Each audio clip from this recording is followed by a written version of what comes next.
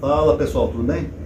Os membros lá do meu grupo que eu participo de política, eles comentaram que naquele vídeo que eu falei do espiritismo, eu não mencionei a questão do Houdini, né, que fez uma verdadeira guerra aos espíritas. Eu não comentei porque eu não achei justo, eu até expliquei lá por quê.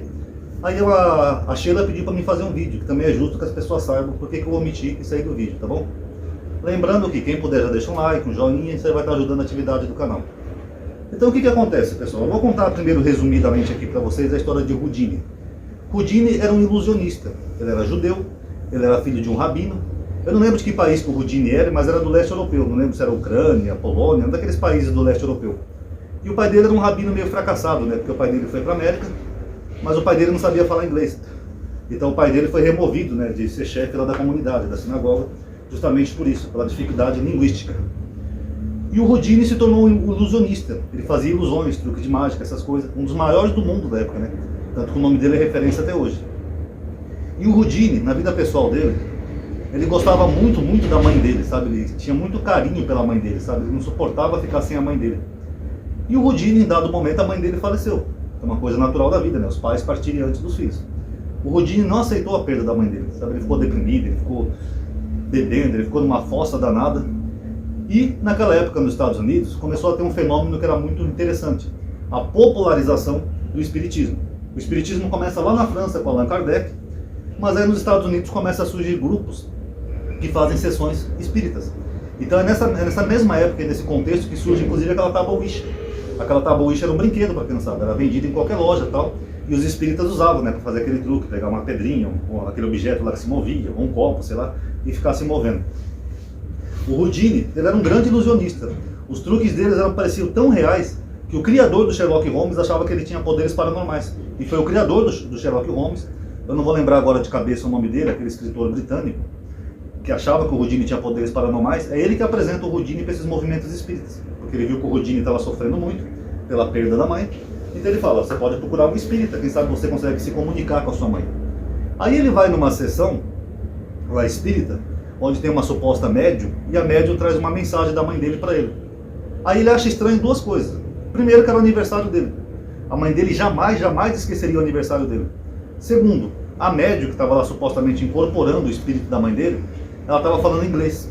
Vocês lembram que eu falei que o pai dele foi demitido da sinagoga porque não sabia inglês? A mãe dele também não sabia inglês. Os pais deles foram para a América, mas eles não sabiam uma palavra em inglês. Então ele percebeu, falou, peraí, minha mãe não falava inglês. Aí ele viu que aquilo era uma farsa. Aí como ele percebeu que aquilo era uma farsa, ele começou a se dedicar a desmascarar esses movimentos espíritas que tinha na época. Às vezes tinha uma sessão lá com uma mesa balançando, quando ele ia ver era um copo embaixo da mesa, um imã que movia algum objeto, uma cordinha escondida. Tudo isso ele ia desmascarando. Aí ele gerou uma verdadeira guerra aos espíritas. Ele fez um desafio de $1 milhão para quem quisesse provar para ele que a comunicação com os mortos era possível. $1 milhão. Vários tentaram desses grupos espíritas, vários tentaram, nenhum conseguiu. Tanto que o Houdini deixou um código, né, que quando ele morresse, para a mulher dele, ele falou, se um dia alguém falar que recebeu uma mensagem minha, essa é a palavra secreta, só eu e você sabemos. Teve um que quase acertou a palavra, mas não conseguiu. Agora o Houdini, na verdade, ele não queria acabar com o movimento espírita, segundo a própria biografia dele. O que ele queria era que fosse verdade, porque ele queria mesmo receber a mensagem da mãe dele. Ele dizia isso, poxa, eu queria encontrar alguém que ganhasse o meu $1 milhão, que me trouxesse uma mensagem de verdade da minha mãe, que eu não pudesse contestar. Mas infelizmente ele não conseguiu, pessoal. Agora, por que eu não mencionei essa guerra do Houdini no vídeo que eu falei do espiritismo? Porque eu não acho justo, porque esses movimentos que surgiram na América, apesar da gente chamar tudo de espiritismo, aquilo não é espiritismo. Eles não seguiam a doutrina de Kardec. Eram meramente charlatões que faziam truques de mágicas. Pessoas que tentavam enganar os outros para ganhar dinheiro. O que não quer dizer que seja isso que o movimento espírita diga ou pregue. Eles não têm ligação nenhuma com o movimento espírita lá de Allan Kardec. Eram meramente charlatões. O índio lá do meu grupo até mencionou um caso interessante que originou tudo isso, né? Está na biografia do Houdini, que foi por causa da guerra dos Estados Unidos, teve uma guerra de secessão. As pessoas mandavam cartas para os seus parentes, né? Porque sabiam que iam morrer na guerra. Essas cartas eram perdidas, porque numa guerra é difícil você transportar cartas.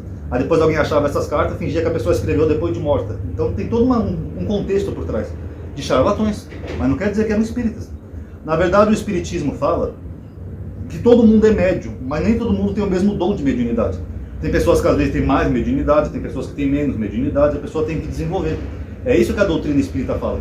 Não é porque, por exemplo, a pessoa pertence à doutrina espírita que quer dizer que a pessoa vai sair falando com os mortos. Oi, Einstein, como é que tá aí no céu? Não, não é assim que funciona, pessoal. Então, na verdade, o Rodini, ele não encontrou espíritas ou pessoas que tinham o dom da mediunidade. Ele encontrou charlatões.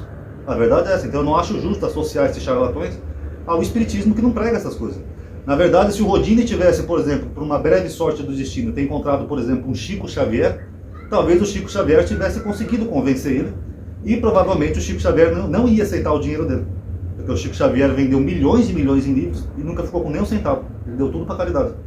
E o Chico Xavier, eu sei que tem gente que pode acreditar, pode não acreditar, pode gostar ou não gostar da doutrina espírita, mas ele conseguiu convencer até um ateu, segundo aquela obra, daquele caso do rapaz que matou o amigo sem querer com uma arma de fogo, foi para julgamento. E o pai do rapaz, que era ateu, ela sempre foi ateu, morreu ateu, ele aceitou a carta do Chico como prova. Então acho que se o Rodini tivesse sido contemporâneo do Chico Xavier, com certeza ele talvez tivesse a resposta para essa dor que ele tanto queria, de uma comunicação da mãezinha dele que ele gostava muito. Mas infelizmente na América, na época dele, ele só encontrou charlatões. Por isso que eu não mencionei no vídeo, porque é irrelevante. Porque não tem a ver bem com o espiritismo isso aí. Tem a ver com o movimento de charlatões que se diziam espíritas e faziam meros truques de mágica. Tá bom, pessoal? Então por isso que eu não mencionei. Gostou do vídeo? Dá um like aí. Eu sei que hoje estou fazendo bastante vídeo, mas é até bom assim, manter a atividade do canal. Dá um like aí, diz o que vocês acharam. Já conhecia essa história? Comente aí. Paz a todos.